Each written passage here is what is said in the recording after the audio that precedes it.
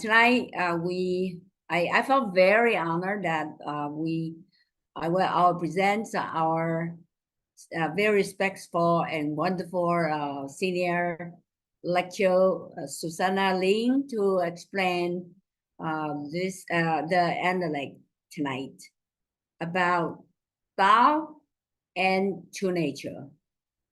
So, but before she started, I like to kind of, briefly introduce her background. She graduated from a very prestigious university. It's called Taiwan University, which is very hard to enter, especially in my age. That's the highest school in Taiwan.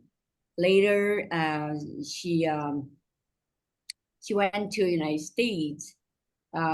She was nominated and promoted by the place where she worked to go to study in United States for her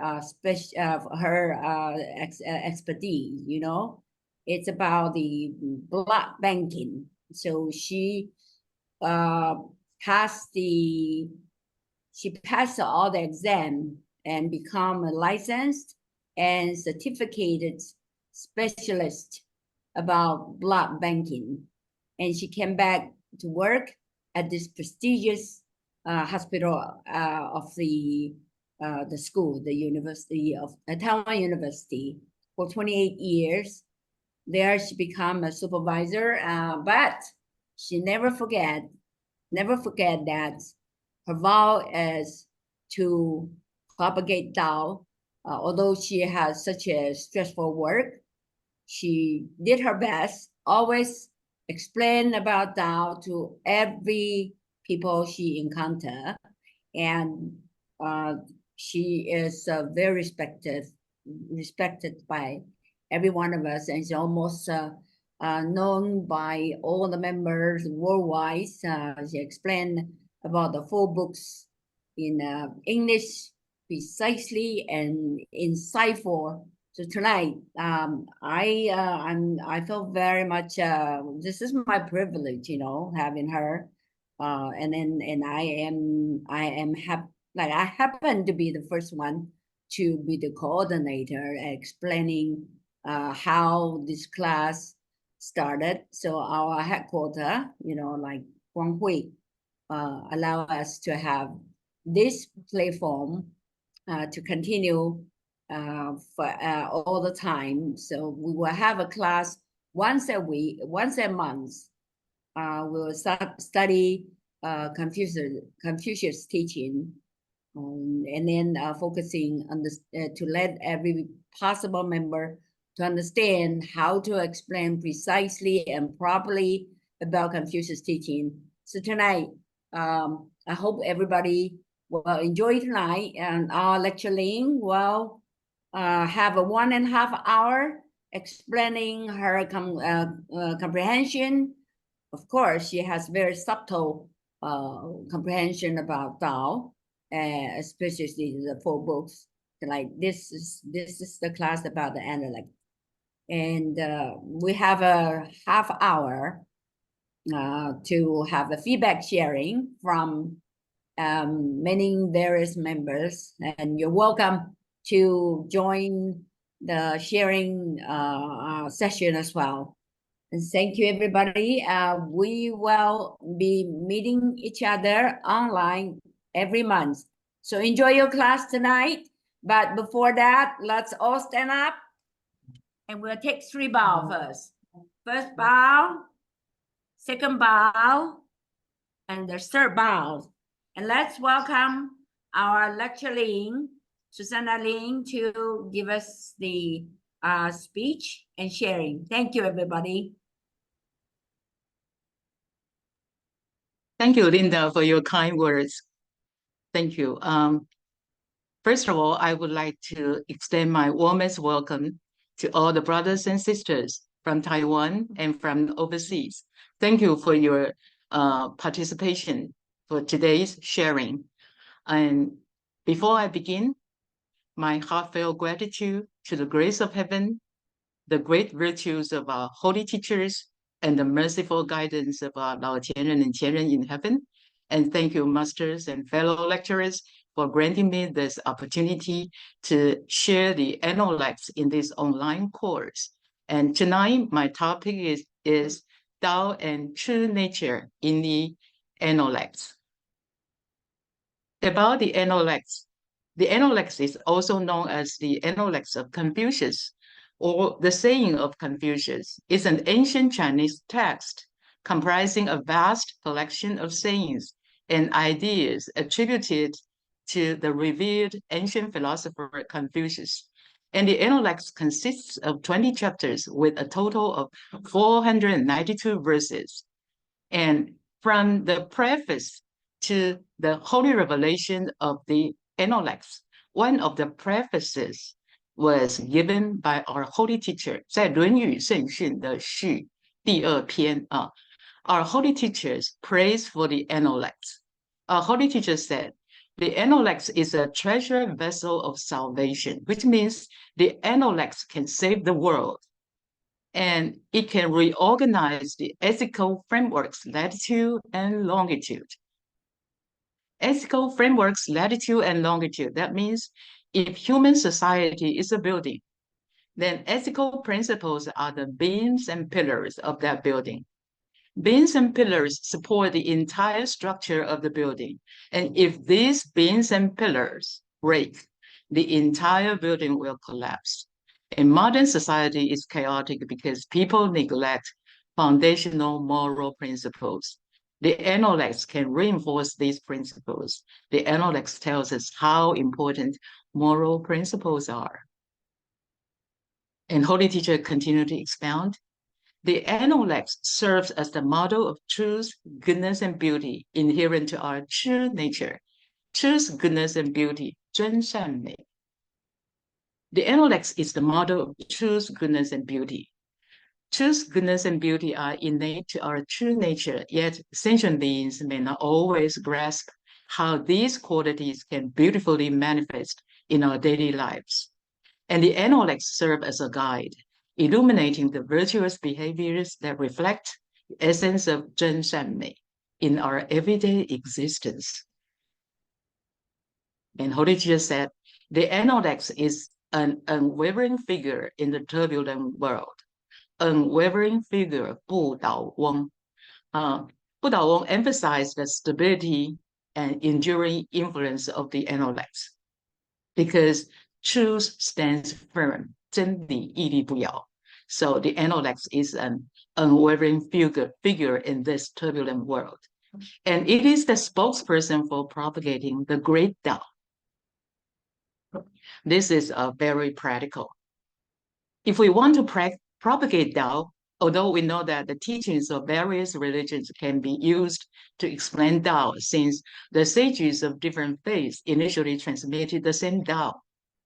But if we preach scriptures of Buddhism to Christian believers, or if we preach the verses in the Bible to Buddhist practitioners, might not be easily accepted. However, if we speak of the Analects to everyone, it will be universally accepted because we are all human beings. And the principles of filial piety, the love and respect toward our parents, and the love among siblings, and the importance of trustworthiness between friends can be embraced, can be accepted by all. Now look at the Holy Revelation of 万世经中. We know as the so-called 钟, the bell is to awaken people. So 万世经中 is to awaken sentient beings. Okay, so to awaken sentient beings means to propagate Tao. So we can see the 本训, the original Holy Revelation within the 万世经中. You can see many verses, many phrases, many words are actually quoted from Confucian school, actually quoted from Confucian texts, especially the 4 books. So actually, Confucian texts, the verses in the Confucian text, the philosophy of Confucius actually is very practical because it can be accepted by everyone.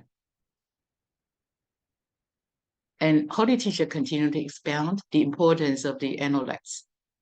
To rectify the deteriorating social climate and save the world, it is imperative, it is very urgent to employ the intellects as a bulwark against the influence of heresies.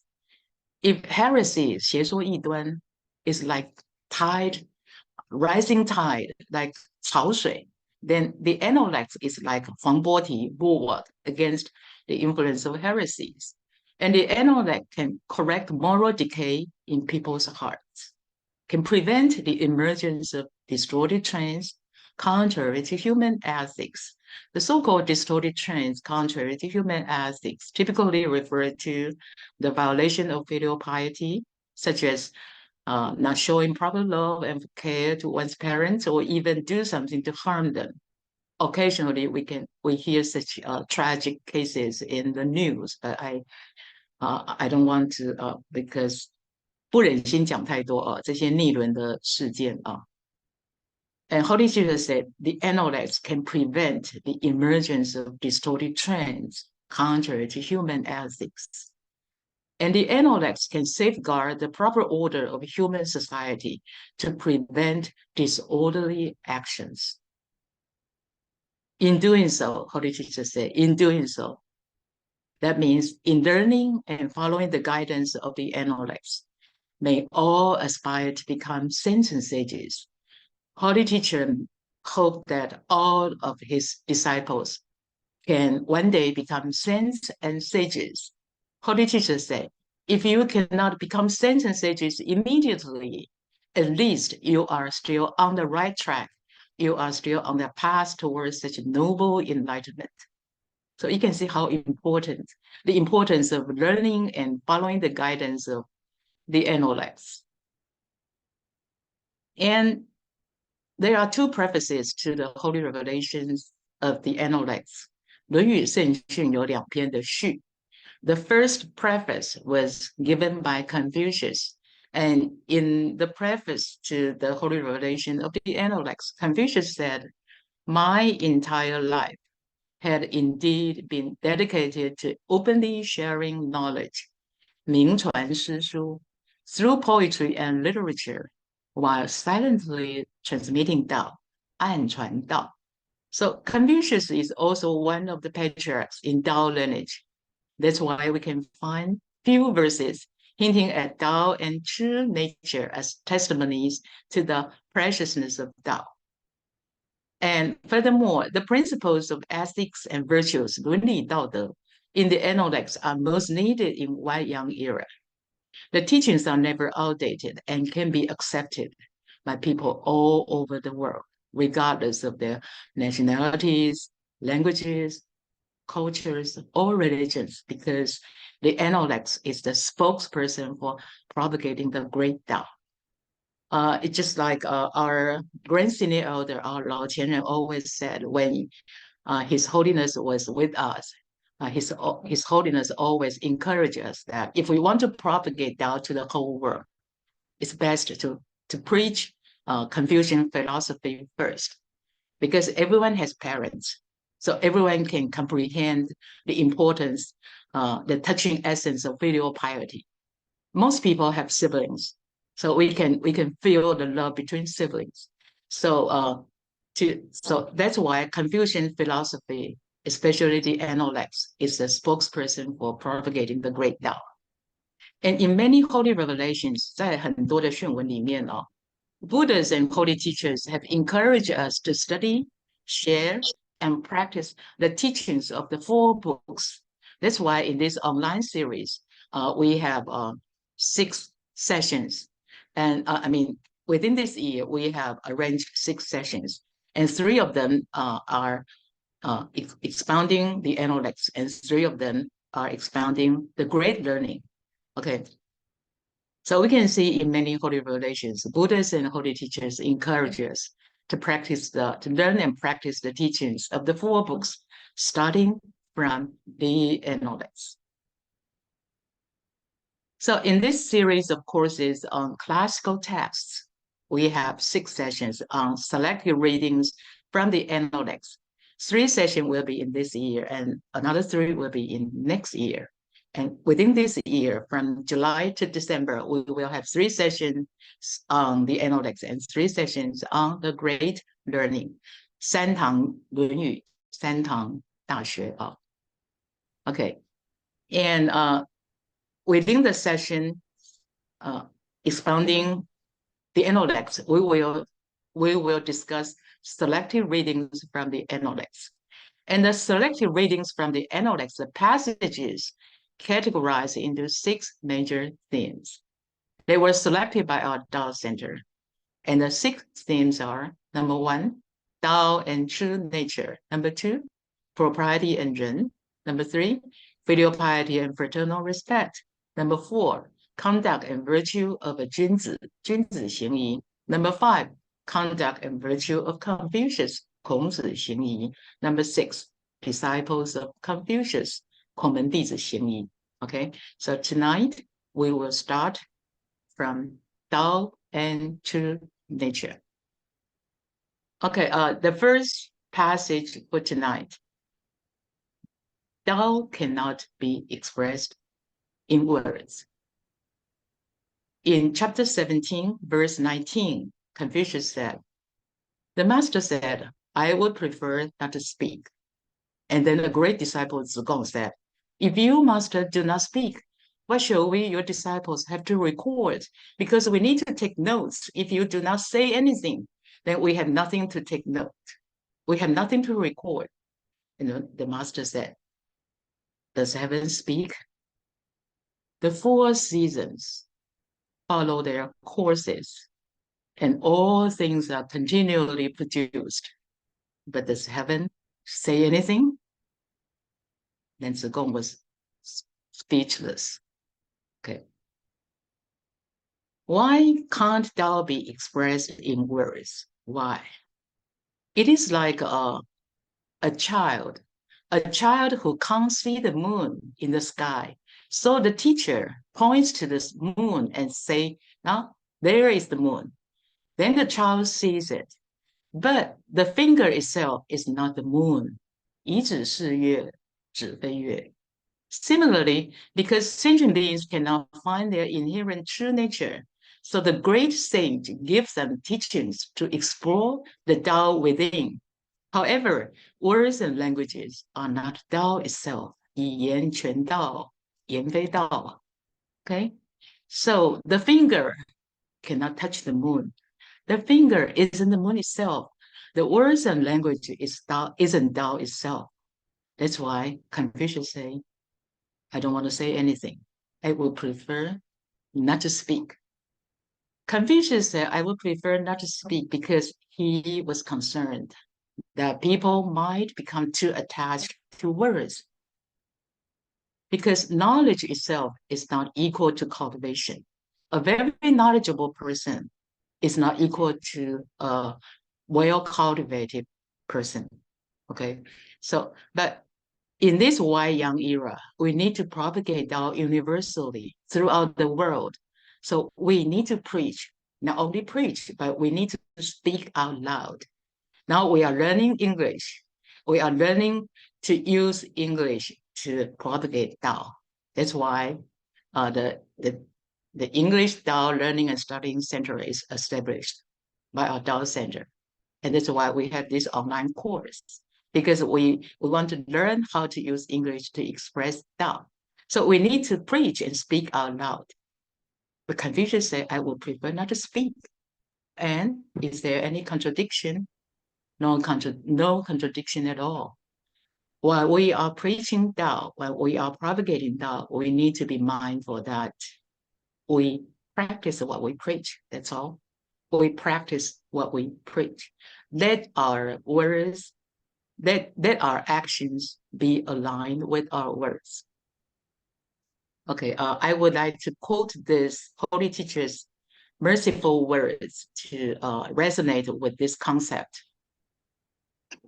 In the 15th discipline, 在15条佛规里面啊, holy teacher said, in the era of the last salvation, you must understand that preaching is no longer effective.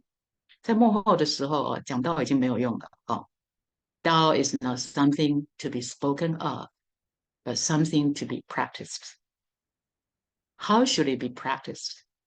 By using your true nature to display dignified behavior, ensuring that your words and actions conform to Tao, keeping your mind pure and contented, maintaining thoughts that are neither biased nor evil, and not letting emotions and desires rise and fall. That is the true essence of being dignified, centered, and principled. And the second verse for tonight's session, Zigong said, Zigong again. Zigong said, the master's teaching of his principles may be heard. His guidance on human's true nature and the heavenly Tao cannot be heard. Zigong meant they could learn from Master's Confucius oral or written teachings, but they couldn't hear him elaborate on Tao and true nature. So you can feel that Zigong was so close to Confucius, and yet so far. It is mysterious. He was so close and yet so far. Why? Who was Zigong? Zigong's family name was Duanmu. Given name was Si, Duanmu Si. Duanmu Si, also known by his courtesy name Zigong, was born in 520 BC, making him 31 years younger than Confucius. And he was one of the most important and loyal disciples of Confucius, counted among the 10 great disciples, 10者之一. After Confucius passed away, all his disciples observed a mourning period for 3 years. 3年守丧, stayed by the tomb.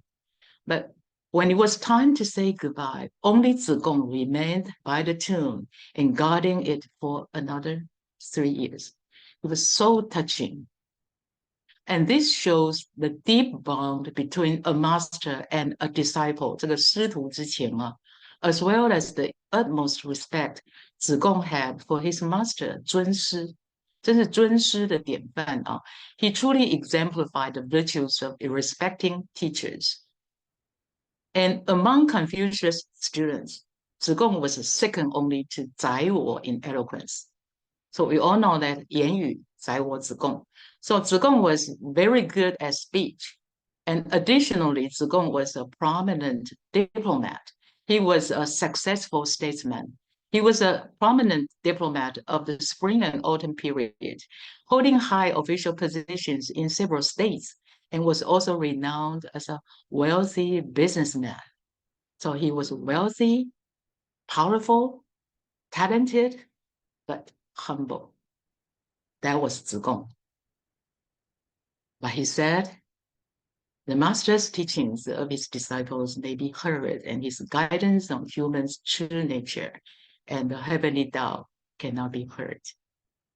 Because Tao is beyond words.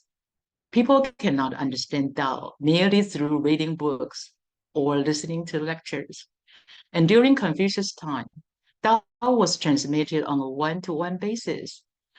From what we understand, only 2 out of the 3,000 students have received Tao. And it is no surprise that even a great talent like Zigong did not receive it. And that's why he expressed such regret. Today, we all have the opportunity to receive Tao. But back then, even someone as talented as Zigong could only lament that he didn't have the chance. And this category, Tao and True Nature, is named because of this passage, because of Zigong's words. So we have this category, Tao and True Nature. Okay, the third passage for tonight. The master said, people are born with similar nature, but their habits and personalities are diverse. Similar nature means, this nature means our true nature. All of us, we were originally children of God. 我们都是老母的儿女, or children of Heavenly Mother, with the same true nature. We have the same true nature. But due to the results of reincarnation, our attachments to the environment and material world have a very significant influence on our personalities and habits. And the stronger our attachments are, the deeper our illusions are. So this even extends to diverse consequences, the cycles of the 4 births and the 6 paths of reincarnation. 习相远，远到什么程度呢？远到4生6道。本来都是圆佛子，同样的自信，但是后来变成4生6道 ，so diverse. But in this final phase of salvation, Heavenly Mother wants all her children to return home. That's why the universal propagation of Tao is allowed. Okay, the 4th verse for tonight's presentation. This will be a little bit longer, a little bit lengthy, okay, because we will talk a lot about the 3 aspects of this passage. The Master said, having received guidance to constantly and repeatedly practice what you have learned, is this not a source of pleasure? What does that mean? That means no matter what we are learning, whether it is a skill, you learn to do something, or you learn some philosophy, it is knowledge. We gain knowledge through study. We study and then we gain knowledge. However, it is only through continuous practice that we can truly develop real skills or understand the essence of cultivation and find the true pleasure of learning. So without practice, what we have learned are merely knowledge. But with continuous practice, then we can transform the knowledge into real skills. In terms of cultivation, we can transform the knowledge into to elevate our spiritual level. Okay. So this passage can be explored in three aspects. Confucius continued to expound, is it not delightful to have friends coming from afar? Is he not a man of noble character who does not feel upset though other people might not understand him? So we can discuss the 3 aspects of this passage. The first aspect is to constantly and repeatedly practice what we have learned, 学而时习. To constantly and repeatedly practice what we have learned. The Master said, having received guidance to constantly and repeatedly practice what you have learned, it is not a source of pleasure. So now Confucius points out the secret of happy learning is to constantly and repeatedly practice. Whatever you are learning, if you find your learning is boring, then probably you can try this to constantly and repeatedly practice. Probably you can find the secret of happy learning. Okay, because practice makes perfect. But please note that we practice that we want to achieve perfection, but please note that it is important to value the process of practicing rather than just aiming for perfection. And this way, when we value the process, 我们珍惜练习的过程，而不是一直要追求完美的目标。如果可以珍惜这个练习的过程呢 ，this way, learning and practicing will be less stressful. And the joy comes from being able to see our progress during the process of practicing. To practicing what we have learned, we become more and more efficient and our performance will become better and better, and then we will have more confidence, and then we will find the pleasure of learning. Okay. And even the great genius Thomas Edison believed that success must be achieved through continuous effort. He famously said, genius is 1% inspiration and 99% perspiration. So this quote is often used to emphasize the importance of hard work, the 99% perspiration. So when we see someone with incredible skills, whether it is in sports, music, or something else. We might think, wow, I could never do that. But what we often don't see are the countless hours and years they've spent perfecting their craft. They faced many challenges and setbacks along the way, but they kept going. Over time, their skills improved and they began to shine. And eventually, they are standing on stage, showcasing their hard-earned mastery to the world. And it's all a matter of practice. Now I want to share a fable from ancient China about 1,000 years ago by the philosopher Ouyang Xiu in Song Dynasty that conveys the same message. Any skill can be learned. It is simply a matter of practice. The fable title is called The Archer and the Oil Merchant. Well, you may already read this story before, but let's just review it once again.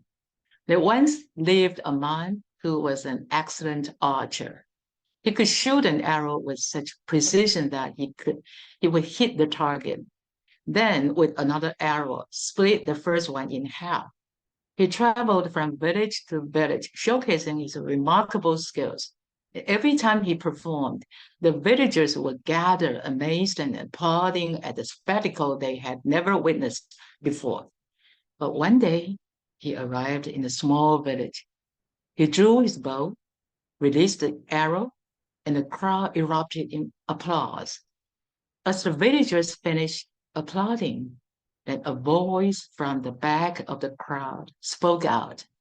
He said, "Ah, it's simply a matter of practice."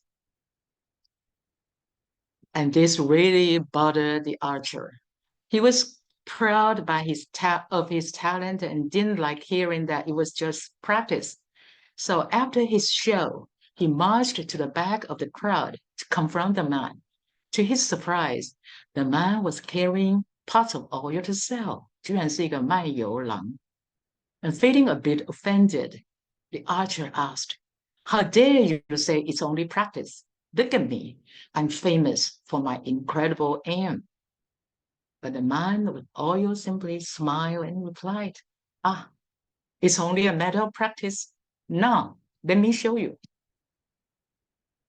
So the oil merchant pulled out a bottle, placed a coin with a hole in it on top of the bottle, and skillfully poured the oil from its pot through the small hole without spilling a single drop. And turning to the archer, he challenged, "Now it's your turn." And of course, the archer didn't even try.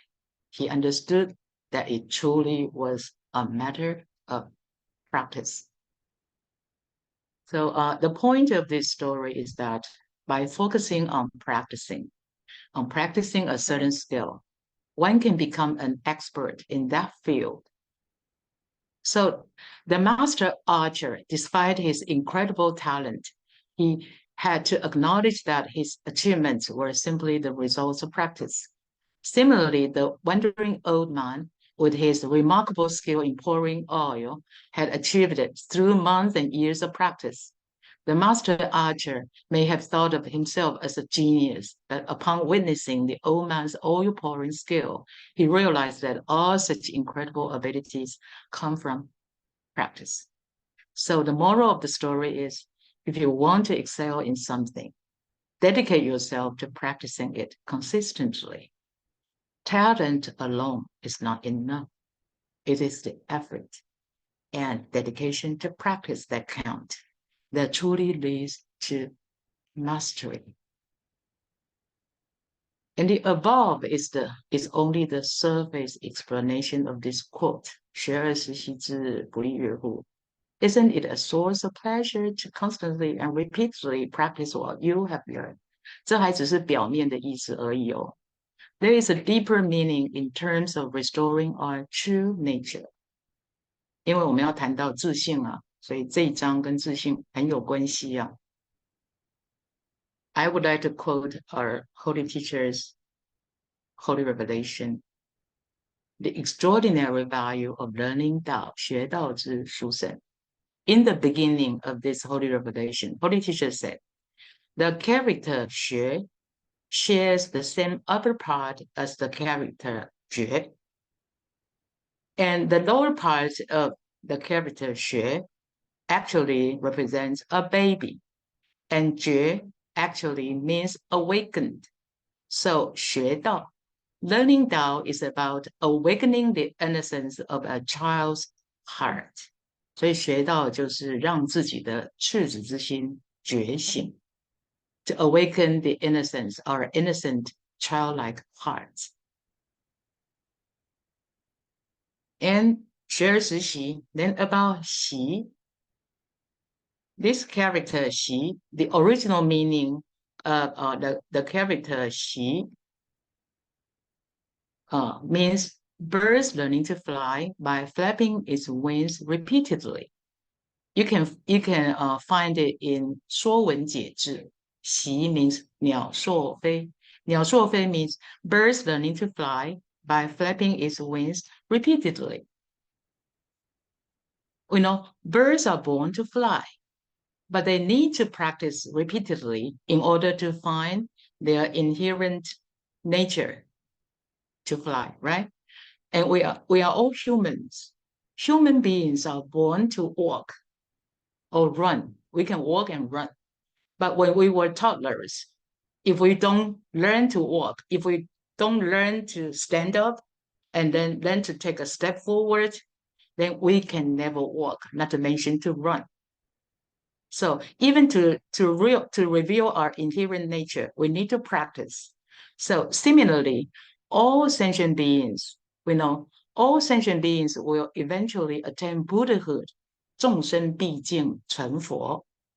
But how can we become enlightened if we do not constantly repent, contemplate our true nature, and correct our faults and control our temper? How can we attain Buddhahood? So 习, the character 习, can be extended in some way to practice from 鸟硕飞 to practice repeatedly so as to reveal the inherent talent and master a skill. In terms of cultivation, 就修行而言, to repeatedly practice to reveal our inherent true nature and become enlightened. And the upper part of the character 习 means feather, 羽 means feather. And this feather reminds us of angels' wings. What's an angel? The definition of an angel. An angel is a spiritual being believed to act as a messenger. An angel is a messenger of God, conventionally represented as having a human form with wings for flying. And why can angels fly? Have you ever thought about that? Why angels have wings? Why can they fly? Because they are not heavy. They are not heavy. And how do we interpret this principle when applied to us? We, as White Yang era cultivators, 白杨修士, we have been diligently spreading the messages of Heavenly Mother. 我们都在努力度人，不是吗? Aiming to guide people to receive Tao. All of us are striving to be messengers of God. And as angels in the White Yang era, we must fly. We must soar above the turbulent seas of suffering into the vast blue sky, liberated from all worldly attachments, beyond the billowing white clouds and ascend directly towards heaven. 就像庄子里头那只大鹏鸟一样。In order to rescue as many of our brothers and sisters as possible, we must fly and fulfill the duties of an angel. The phrase 学而时习 signifies that we must learn to fly repeatedly, consistently, every moment of every hour, every day of our lives. So what does it mean to be able to fly.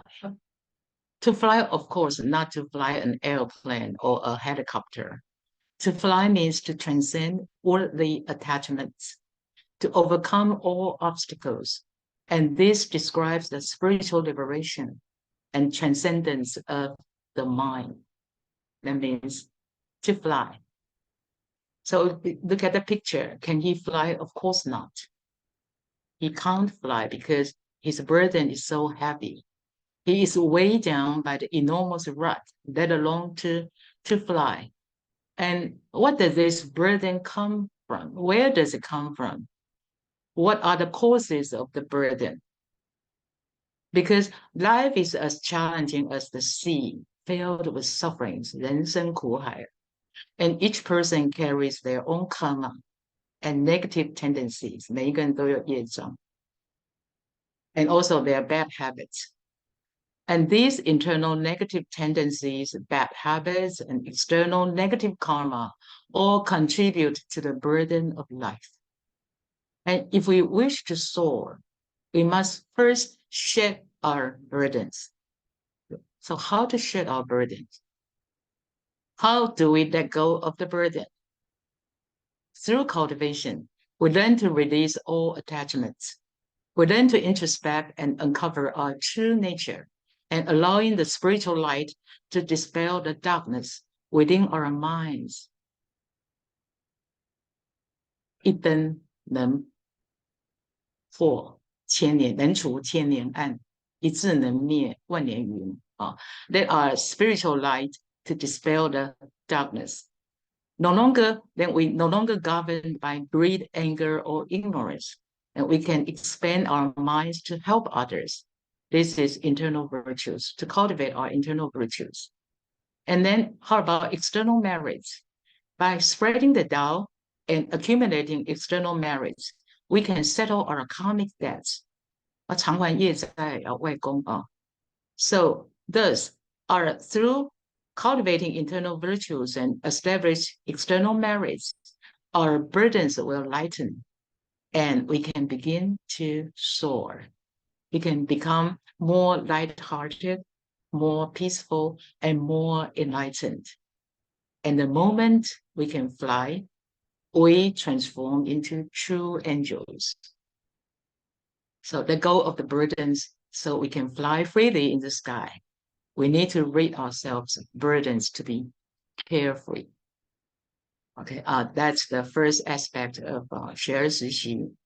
And the second aspect is 有朋自远方来, delightful to have friends coming from afar. Holy teacher once said, to cultivate Tao is to go on a journey back home. And when we are enjoying the beauty of our homeward journey, we warmly welcome Tao members as if they were long-lost friends. Actually, they are long-lost brothers and sisters. So we warmly, let's warmly welcome each other. Let's warmly welcome our Tao members, because all of us really are long-lost brothers and sisters. And once lost and weary from wandering in the reincarnation, now we discover the golden path and walk on the path of Tao. But each of us has our own affinities and circumstances. 但是每一个人又各有他的因缘呢。Everyone is doing our best. 每一个人都是在尽自己最大的努力，不是吗？ So that there be no competition between Tao brothers and sisters. That there be no competition, no resentment, only mutual support and assistance. Let's lift each other up, cheer each other on, and never discourage others from moving forward. That's the meaning. I mean, that's my insights on the meaning of delightful to have friends coming from afar. Okay, the third aspect, not feeling upset despite not being understood. 人不知而不愠. Not feeling upset when others do not understand you can be interpreted in various ways. a lot of different interpretation. But generally speaking, it refers to the experience of having one's talents go unrecognized. 但是最通俗的一个解释就是怀才不遇的时候应该怎么办 ？Okay, and so it's the general explanation. And in a broader sense, 广义的来说it can encompass all forms of being misunderstood, including facing harsh criticism, defamation, and being slandered or unjustly blamed without an opportunity to clarify. Okay, so 一切别人对我们的误解，甚至无法澄清，这个都是人不知啊。But we just simplify and focus specifically on the feeling of talents going unrecognized. 但是我们要讲，我们就把它就针对这个怀才不遇方面哦。Okay, I would like to share with you Holy Teacher's merciful words. Holy Teacher say, when you feel like your talents are not recognized in the Tao community, do not be discouraged. As long as you have the determination, heaven will surely help you. You must tell yourself that regardless of whether you are valued, 有没有被看重 by your seniors or by the public, it's not important. We need to do our best to fulfill our aspirations, to fulfill 立愿了愿，这个才是重点。有没有被看重不重要啊。So when you have this kind of feeling, do not get frustrated, do not be discouraged. We know heaven will help us as long as we have the determination. And talk more about 怀才不遇. Talents going unrecognized actually is not uncommon in history or even in today's world. Confucius himself is a very good example of 怀才不遇. Confucius was wise, virtuous, and highly talented. He traveled around the various states for 14 years, 周游列国14年, to realize his ideals of governance, 要实现他的理想啊。And benefit the people, but in the end, he did not receive recognition from any ruler. But was Confucius discouraged? Of course not. Confucius even 陈蔡绝粮 during the 7 days of 陈蔡绝粮, he was playing the musical instrument and sing. He was singing.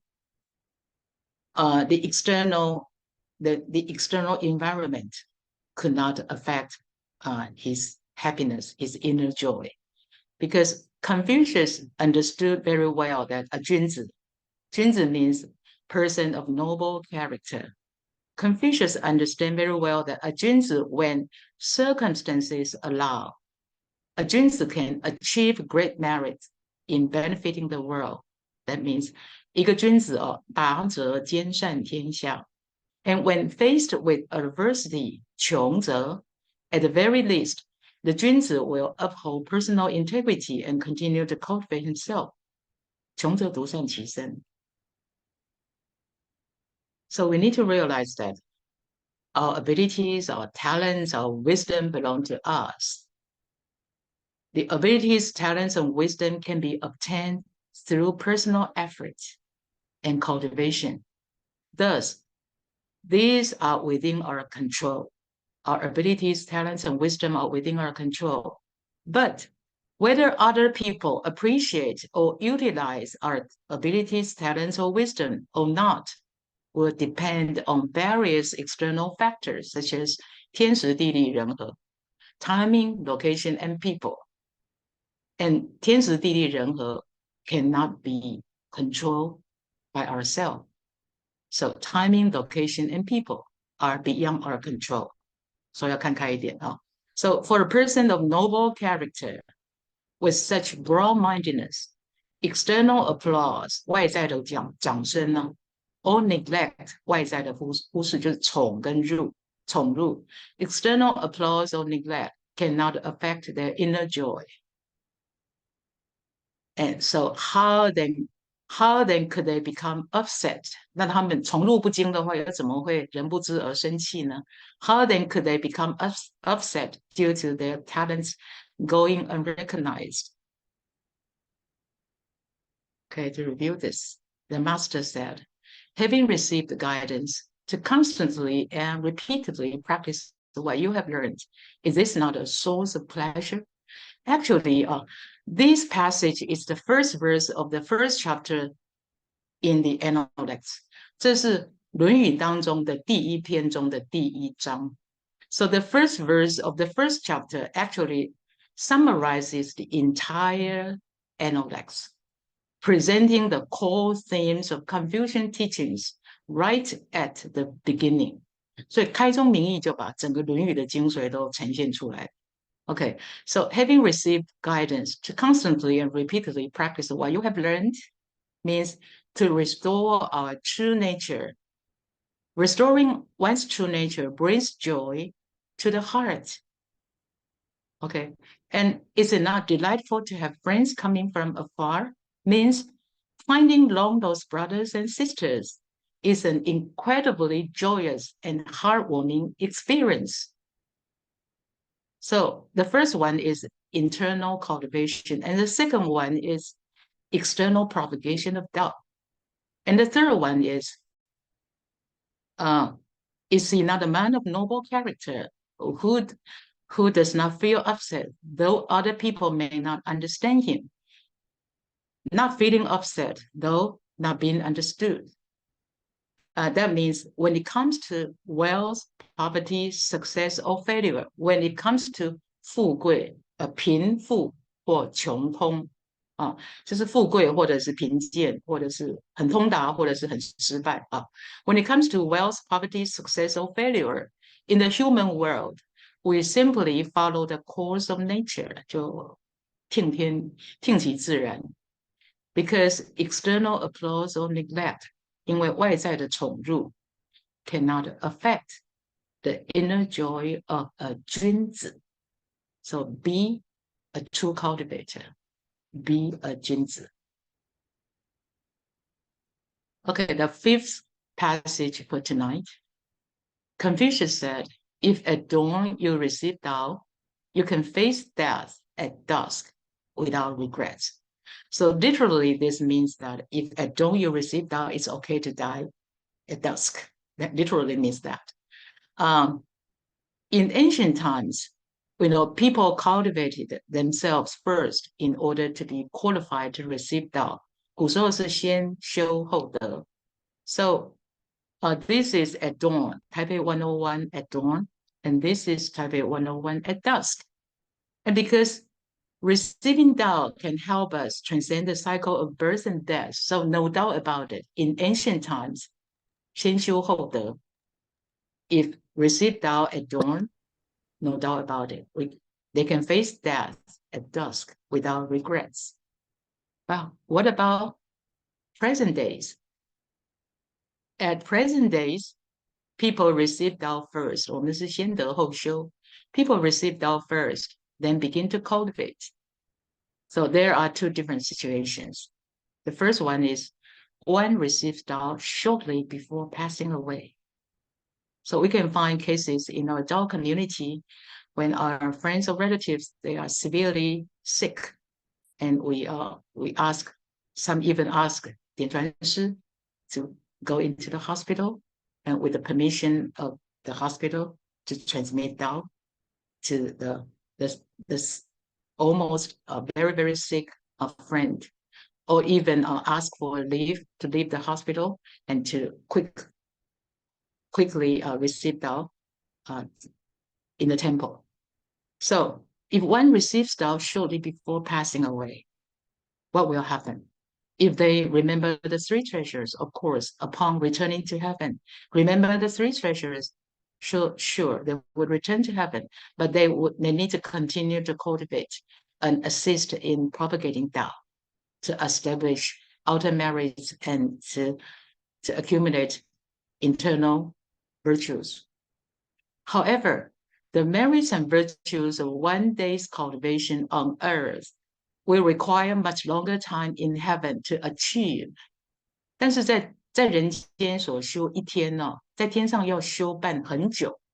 So we had better stay as long as possible after receiving Tao to accumulate enough internal virtues and external merits. Besides, if received Tao shortly before passing away, if that person not the spiritual level not stable enough, they might need to undergo many trials in heaven. 一切都是公平的哦。And the second situation would be if one receives Tao long before departing from this world, like all of us, like you and me, we must fulfill our vows with unwavering perseverance and resilience. 因为盖棺论定嘛，persisting until the very last breath. Failing to persist until the end will still prevent one from returning to heaven. So, 朝闻道，夕死可。Okay, the sixth passage for tonight. The master said, "Son, my Tao is that of an all-pervading unity." The disciple Zhen replied, "Yes." So who was Zhen Sen? Zhen. In Confucius' time, Tao was transmitted on a one-to-one basis, which means that one patriarch could only transmit Tao to one of his disciples, who then became the next patriarch.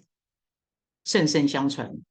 And Confucius first transmitted Tao to Yan Hui, who passed away at a very young age. So Confucius then selected another disciple, Zhen to be his successor in the Tao lineage. And Zhen was also revered as Zhenzi, where Zi was a respectful address, means master. Okay, so Zhenzi replied, "Yes." And when Confucius went out, the other students asked, what was the master referring to? And Zhenzi said, "The Tao of our master is loyalty and forgiveness. This and nothing more." To our understanding, only 2 out of the 3,000 students received Tao, and Zhen was one of the outstanding 2. So of course he replied yes, because he knew the heavenly secret. So within this passage, we have 2 aspects to discuss.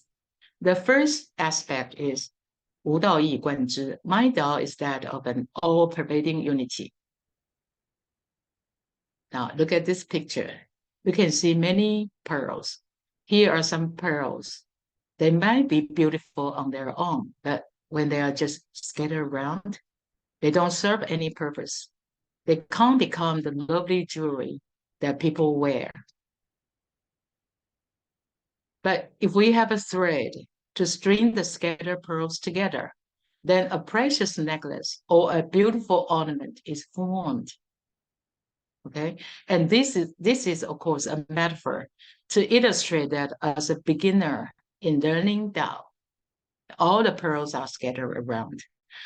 All the sutras and teachings seem to be unorganized, unrelated pieces of knowledge, just like the scattered pearls as a beginner. As time goes by and we truly cultivate Tao by practicing the teachings, gradually we realize that all the sutras are not only related, but all the sutras share the same essence. And so gradually we comprehend the thread, which means our inherent true nature. So we need to truly cultivate Tao by practicing what we have learned. 道真理真天命真，修道办道也要真心啊。So we need to truly cultivate Tao by practicing what we have learned, examine our thoughts and behaviors, reflect upon our true self. In doing so, we will discover that all teachings originate from the same truth, which is our true nature. And from there, we can naturally manifest our inherent virtues. The beautiful necklace is then formed. But now we have discussed we have discussed 无道一贯之 my Tao is that of an all-pervading unity.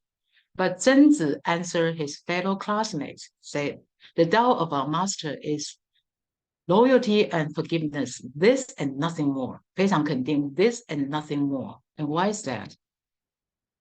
Why loyalty and forgiveness?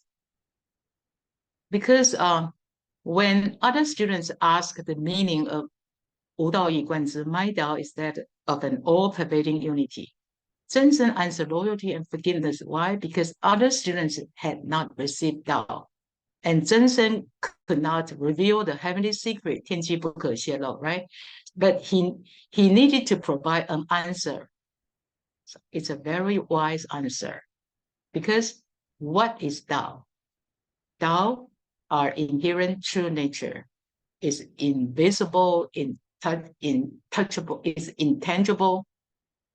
We cannot hear, we cannot see, cannot be explained in words because it can only be comprehended by the heart. It is not only invisible, but also beyond the thoughts of the mind.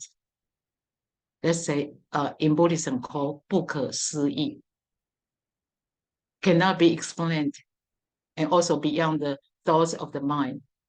However, its manifestation, the manifestation of Tao, which is the virtues and qualities that emerge from one's true nature, can be explained in words. So Zhenzi was very clever. He explained the manifestation of Tao using two words, 忠 and 恕, loyalty and forgiveness, or we say consideration. Okay, let's see this. 忠, loyalty, be loyal to whom? Not to a person, but to heaven. Where is heaven? 底天 is within our true nature. So be loyal to our true nature. And be loyal to our true nature is a little bit abstract, so can be further expounded as be loyal to our conscience, 忠于自己的良心. Be loyal to our vows, because 愿力是原心嘛. Vows are promises made from original heart. So since we are loyal to our conscience, so we will be loyal to our vows. And also be loyal to our core values. Why are we cultivating Tao and propagating Tao? Out of mercy, compassion, and Wu Wei, right? So in propagating Tao, we are not looking for position, fame and fortune, whatever material benefit. That's not what we want. So be loyal to our core values and be loyal to sentient beings. Holy teacher once said, 忠于众生.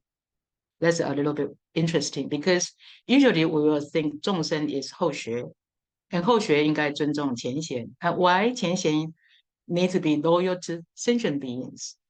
Well, because sentient beings entrust their spiritual lives to us.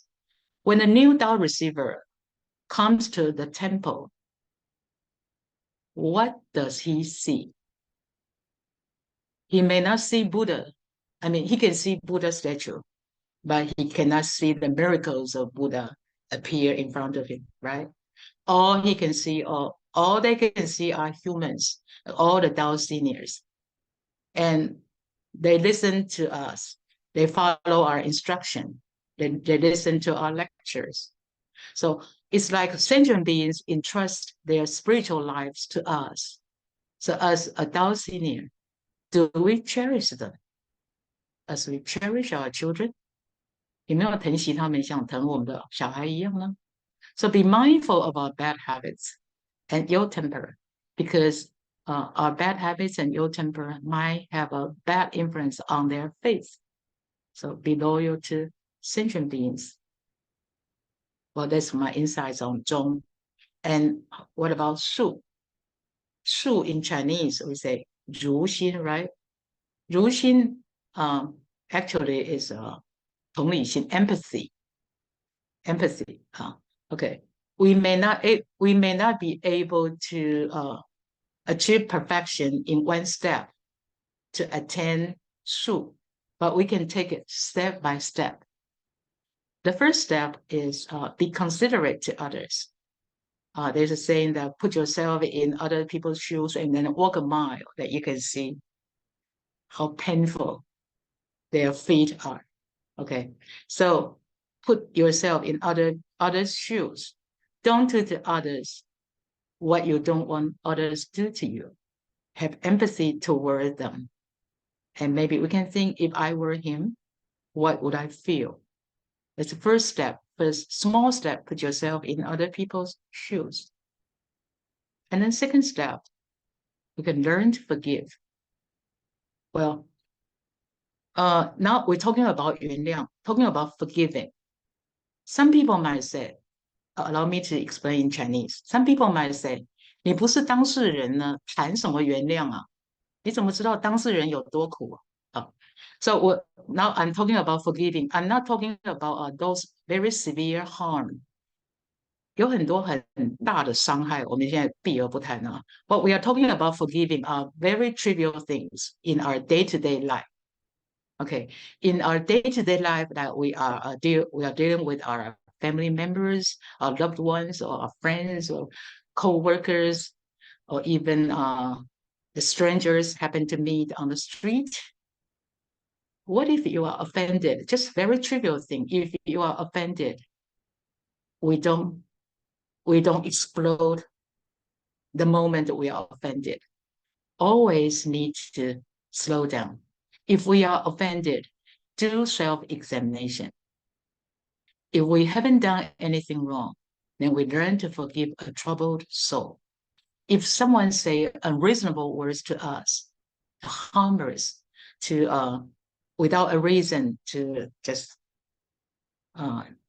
to insult us, for example, then probably he or she is very troubled inside. So why not learn to forgive a troubled soul? Okay, so that's about 原谅. And then third step, then we can learn to be more compassionate and then eventually be totally altruistic, like the Bodhisattva, like the Buddhas. So 如心, try to figure out what others might need. We may not always be right, but it's better than not to considering others at all. Some people might think, well, we try to figure out other people might need, 但是我们想的都不是他真的需要的。但是呢, if try to be more considerate, always be considerate, because it's better than not considering other people's need at all. Okay, I'll review this. The master said, Son, my Tao is that of an all-pervading unity. The disciple then replied, yes. The master went out, and the other students asked, what was the master referring to? The wise Zhenzi said, the Tao of our master is loyalty, being loyal to our true nature, and forgiveness, being considerate and forgiving to others, this and nothing more. Loyalty, 内功, forgiveness, 外功. And because the essence of Tao cannot be explained, so Zhenzi explained the manifestation of Tao, and which is the virtues and good qualities of a person who have cultivated very well. Okay, so Zhenzi was really very, very wise. Okay, let's go to the final passage for tonight. The master said, very similar, 子贡 again, 子贡. So you can see 子贡 is so close to Confucius and yet so far. 四, 端木四, 四, do you consider me to be someone who has learned extensively and retains it all in memory? 子贡 replied, yes. Is that not the case? No, it is not, said the master. I seek a unity that pervades everything. I just string them together with one thread, because we have already explained the pearls and the thread, the essence of Tao meaning the string of the necklace, the thread to string all the pearls together to form an ornament, to form a necklace. And because the Tao within us is our true nature, Buddhas and sages are those who have completely restored their true nature. Okay, so 佛是已经觉悟的众生，然后众生呢 ordinary people and sentient beings are those whose true nature is obscured by afflictions and attachments. 众生是未悟的佛。So the initiation from our holy teacher reveals to us where our true nature resides. From the day we receive Tao, we start to cultivate and practice Tao. We working on the path of restoring our true nature. That's the right track. And in the journey of cultivating and practicing Tao, we have listened to many teachings and learned much about the principles of Tao. So Confucius asked Zigong, do you consider me to be someone who has learned extensively and retains it all in my memory? Zigong said, yes, isn't that the case? No, I seek a unity that pervades everything. The answer of Confucius points out a right attitude of a true cultivator. A true cultivator does not accumulate knowledge. Instead, they will practice what they have learned. So these classics and holy revelations have all been delivered by Buddhas and sages from their true nature. 经训都是来自诸佛菩萨的自性 to guide us in restoring our own true nature, 引导我们回归自性 So the purpose of learning these teachings is not for us to accumulate knowledge or showcase one's learning. Besides, understanding these principles alone does not lead to excellent cultivation. Instead, we should take these teachings as guidance to improve ourselves, control our temper, contemplate our true nature, and aspire to restore our true nature ultimately. Very beautiful picture. 光会道中心. So gradually, in doing so, we come to understand that all classics and teachings resonate with our true nature. 所以所有的经训都跟我们的自性产生共鸣。This is the true meaning of what Confucius said. I seek a unity that pervades everything. I'm not accumulating knowledge. I seek a unity that pervades everything. Instead of learning extensively and retaining it all in my memory. Review this passage. The master said, 是, so close and so far. Do you consider me to be someone who has learned extensively and retains it all in memory? Zigong replied, yes, isn't that the case? No, it is not, said the master. I seek a unity that pervades everything. I just string them together with one thread. And this concludes my presentation for tonight. Thank you all for your attention and participation. We will now move on to the feedback and sharing session, which will last for 30 minutes. And if I have made any mistakes, I beg for God and Buddha's forgiveness and ask for your understanding and feedback. And I look forward to hearing your thoughts and insights. Thank you. Thank you all very much. Thank you, Lecturer Lin. That was beautiful, beautiful, and very profound sharing tonight. I'm sure that everybody agree with me. I felt that she's like a driller drilling the rock, and let us see from what she drill and see the hidden gems inside. So from her explanation, we can understand what Zen and sages, Confucius, want to tell us, and we probably superficially understand, but through Susannah's explanation, we can know much better tonight I felt that everybody happy learning and happy. I think as Susannah also happy teaching, and it's wonderful sharing. We have 30 minutes sharing, so I don't know if I can have people to volunteer, but there's a 4 members already want to share. So I like to give them opportunity since they are the very courageous, very brave volunteer. So let's give them opportunity first.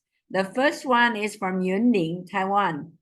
Jack, lecture Zhang, Jack, Yes. like to say something. Listen, because our time is very much limited.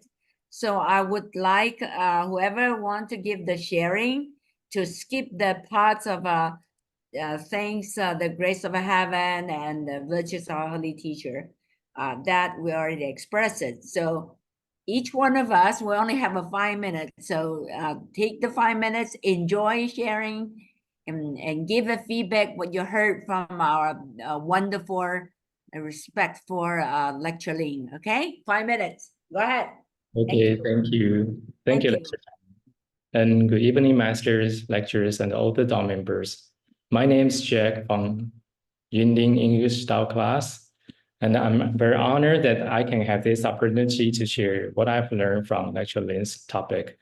And I think it's a very great honor that we can have Lecture Lin's topic, because last month we have just a class in Guanghui, right? And we have a Sutra, English Sutra classes camp. And in the camp, we have a great learning from Lecture Lin's class. And we are very happy that in the future, we'll have a Lecture Lin's class every month. And today I'll mainly share about the sentence in the 4th verse. Yeah. The first, the master said, having received guidance to constantly and repeatedly practice what you have learned. Is this not a source of pleasure? So in here, Confucius is emphasizing the joy and the satisfaction that comes from continuous learning and practice. Okay, we can see the aspect of continuous learning and practice is very important. Just then, Lecture Lin shared us a story about the archer and the oil merchant. The archer was proud of his skills, showing off his ability to hit targets with precision. And the oilman who observed this propounded a remarkable skill of pouring oil through the small opening of a coin without spilling a drop. When the archer expressed his amazement, the oil merchant simply said, practice makes perfect. So this story illustrates that mastery in any field comes from repeated and a consistent practice. Whether we are a student learning new subjects, a farmer cultivating crops, or anyone striving to achieve a goal, the principle remains the same. As a student, one must diligently study and prepare for tests.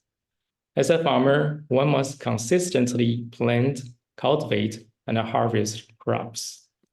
The key taken away here is that the act of continuous practice itself brings happiness and fulfillment. It's not just about the end result, but about the journey and the dedication we put into our craft. I think besides this, there's also very important things, and that is to realize the purpose and the goal of practicing, right? So what do we practice in our daily life? What's the goal of our practice? From Lecture Lin's sharing, we know that as a white young Tao cultivator, our goal is to spread the message of the Heavenly Matter, aiming to guide people to receive and cultivate Tao.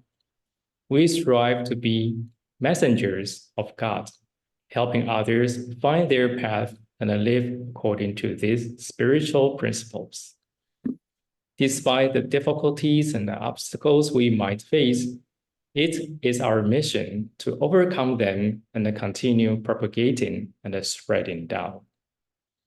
This dedication to our mission aligns perfectly with Confucius' teaching about the joy of practice and the noble character required to persevere even when others might not understand or appreciate our effort. In addition, I also think there's one verse very profound. That is, if at dawn you receive Tao, you can face death at dusk without regrets. I think this verse points out the preciousness of receiving Tao.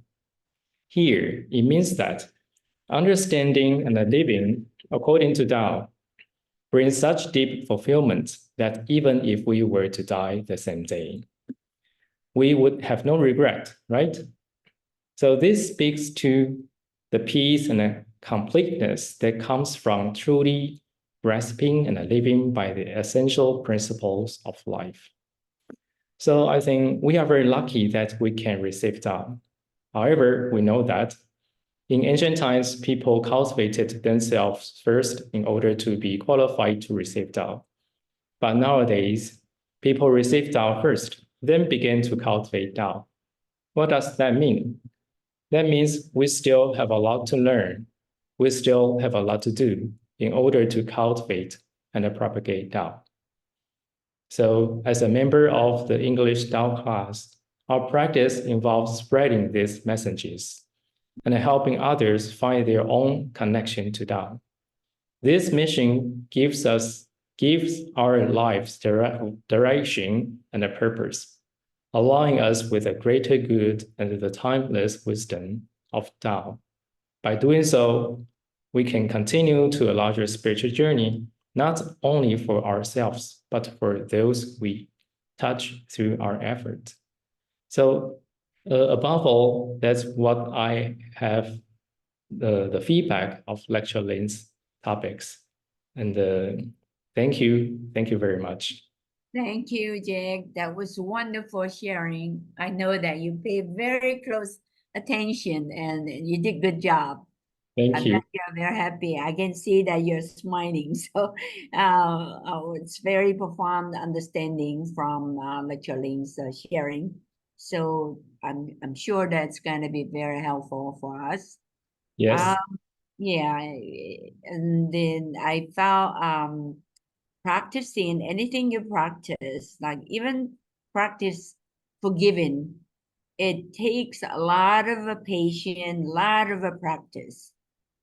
Someone that you used, maybe someone I used to hate the most, but through practicing forgiving by knowing and trying hard to understand why he becomes such a person that I hate the most, he had his reason. And if you find that reason, it's like you're putting yourself on his shoes or her shoes, and then you know the situation why he or she become a person like that. Then the forgiveness will grow, it will slowly, gradually becoming like much easier, So practice, not only practicing what we learn, but practicing what we practice inside and make ourselves to be more, tolerance, more like understanding. That's very important virtues, I think.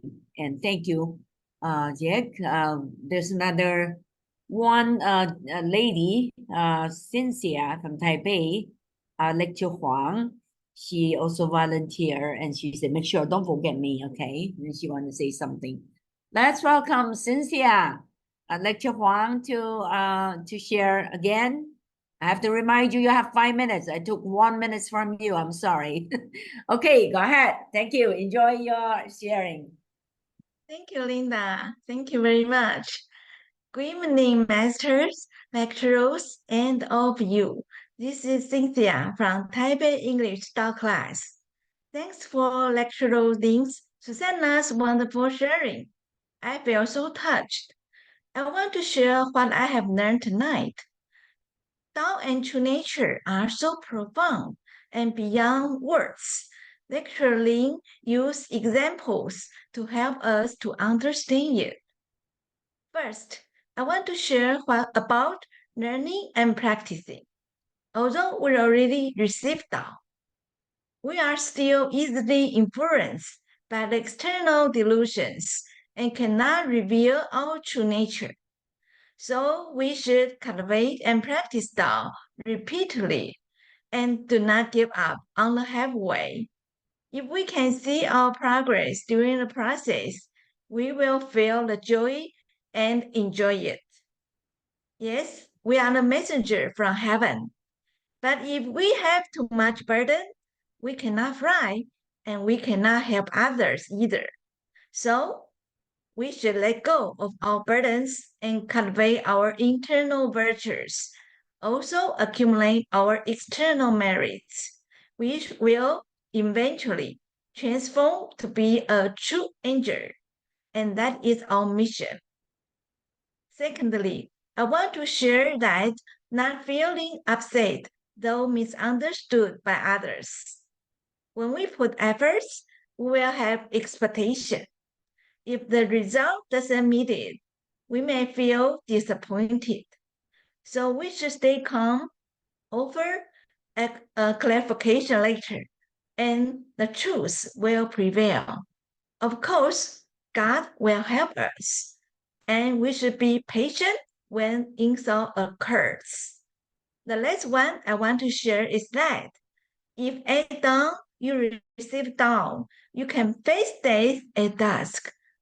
We are so blessed that we can receive Tao long before departing this world. So we have opportunity to fulfill our vows. If we go back to heaven immediately, we may not have merits and virtues enough. It will take a longer time to cultivate Tao in heaven. So let's seize the moment to do our best this life and keep learning in the Tao class and spread Tao all over the world. This is my sharing tonight. Thank you very much. Thank you, Cynthia. Thank you. Short sharing, but very great. It's a beautiful sharing. I really enjoy it. And I think indeed what you say makes great sense. Yeah, I think if people don't understand us or somebody criticize us, you don't automatically become a bad person like what she or he say. Oh, you're such a bad person, but you're actually not a bad person. You can't be a bad person just because he say or she say you're a bad person, right?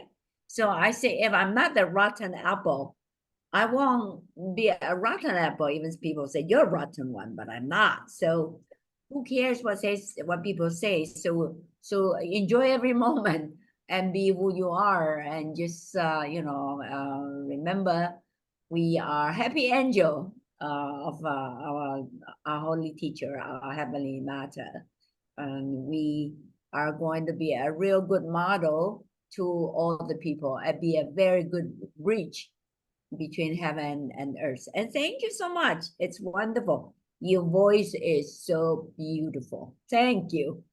Thank Okay, you. let's give Cynthia a big hand.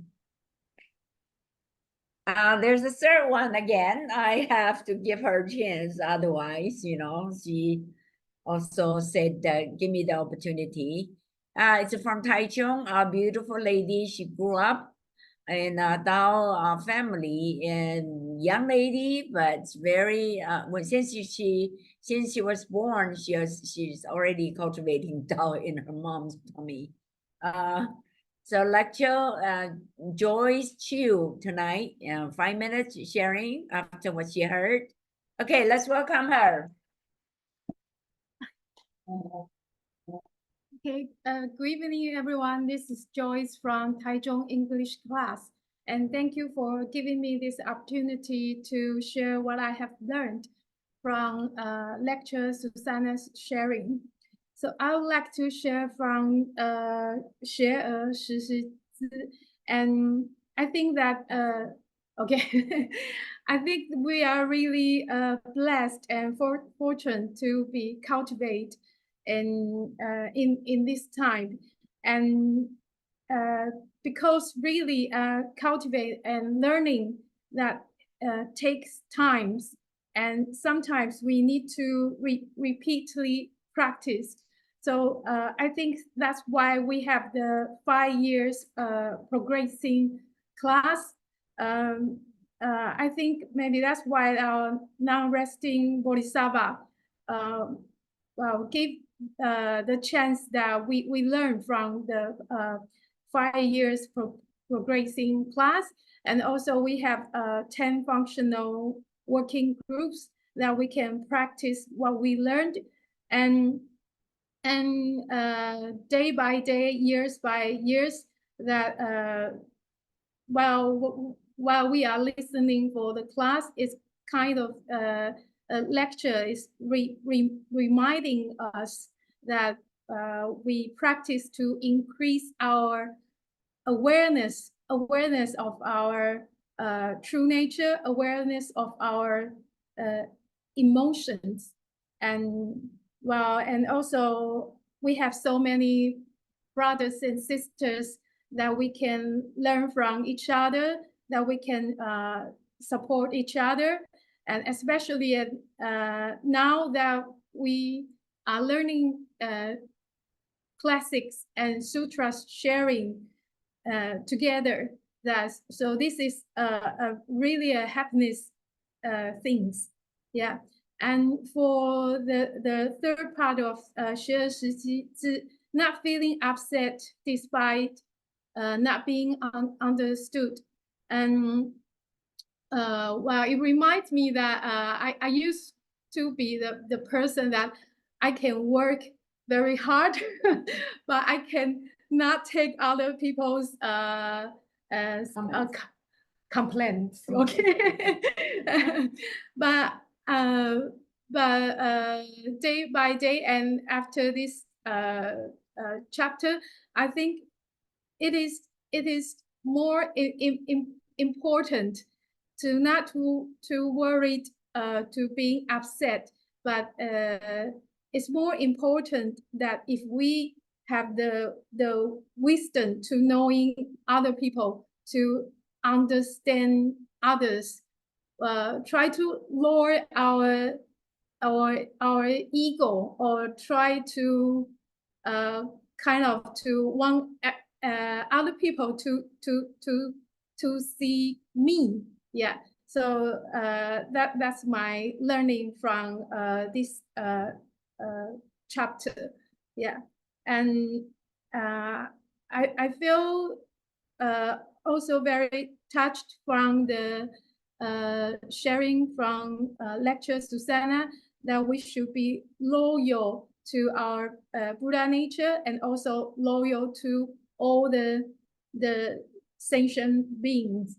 So that's our truly, when we are cultivate to be awareness of our Buddha nature, that's not only to better ourselves, but also better others, to be loyal to our vows, and to be loyal to all the sentient beings. Yeah. And about the chapter, Zigong said the master teachings of his principle may be heard. His guidance on human true nature and the heavenly Tao cannot be heard. Yeah. While I was thinking about this chapter, I kind of thinking that maybe Confucius think that he already talked a lot. But if we are truly sincerely learning and cultivating ourselves. Yes. So above all is my very brief sharing. Okay, thank you. Thank you, Joyce. That was wonderful sharing as well. I can see the three members are really having a good time learning from our beautiful and very respectful senior lecturer Lin. I know that I think overseas members are waiting the opportunity to talk, but I still have one from Taiwan, from Tainan, and because we have many English Tao members in Taiwan, and everybody wants and dream to have 5 minutes chance to talk. So there's a David from Tainan. He wanted to say something as well. Later on, we still have, let me see, I think we still have 23 minutes. And then David, 5 minutes for you, and then the rest of time will be open for overseas Tao member, our brother, sister, worldwide. We're waiting for your sharing as well. Okay, David, your turn, please. Thank you. Thank you, Linda. Can you hear me? Yes. Okay, good. Thank you for having me to be here to be represent Thailand English class to give the feedback what I learned today from the Susannah's speech. I think the major part in my mind about tonight's feedback is pretty much similar to the previous 3 lectures. What you can say, what Cynthia said, and what Joyce said. Here, I would like to share just one point, which is bring me very impressive about in one day, if I got a chance to share Confucius analysis with a foreigner, native English speaker, I think Susannah's tonight's class really gave me a very useful and powerful way. I would like to share what I learned from the fourth sentence. 12日不悦乎. First of all, I would like to emphasize just one point. So my feedback is will be very short. Don't be late. Won't be late or over 5 minutes. 5 minutes time. That is about share 实习之 the character 习. Because what I saw, what I have seen now on the screen, the Chinese character Xi is a so-called traditional Chinese character.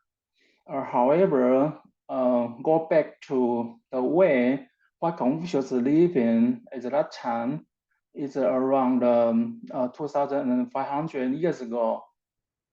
Is this the character Xi is the one Confucius used. So I just check on the internet, and I found the one of variations Chinese character oracle 甲骨文. The C is just the same meaning of what Susannah talk about tonight. It's like a wind, a feather, flying in the sky, because bird have to what bird can fly in the sky because they just use their feather, then practice so that they can fly in the sky steady. So this is really this is the most impressive to me. One day, if I got opportunity to share analysis with foreigner, I think this is a very useful and practical approach to begin my speech.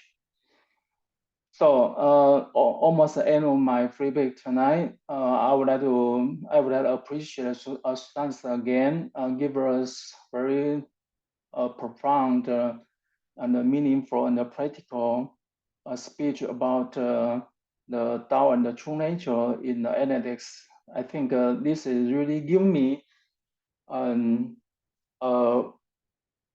good example, help me to moving forward, and also give me more confidence and encourage me on the way to the spread down in English, and also focus on the sutra, and try to practice how to spread the sutra with the Tao propagation to foreign. That's pretty much I would like to share today. Thank you so much. Thank you, David. Thank you. I bet you are very inspired tonight. I see that you kind of give yourself a promise that Lecture Lin, Susannah, Lecture Susannah, inspire you, and then you have more confidence to share classic and the revelations of saints and sages with Caucasian or the non-Chinese speaker. So congratulations. Thank you so much, David. Okay, I have to say goodbye to you, David. And then there's another. I hope there are some people who want to share. I don't see people raise their hand. Anybody want to say something?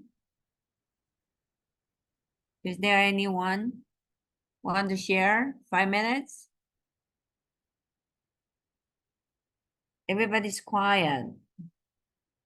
Is that all? Yes, there's okay. Yun De, Lecture Chu, want to say something?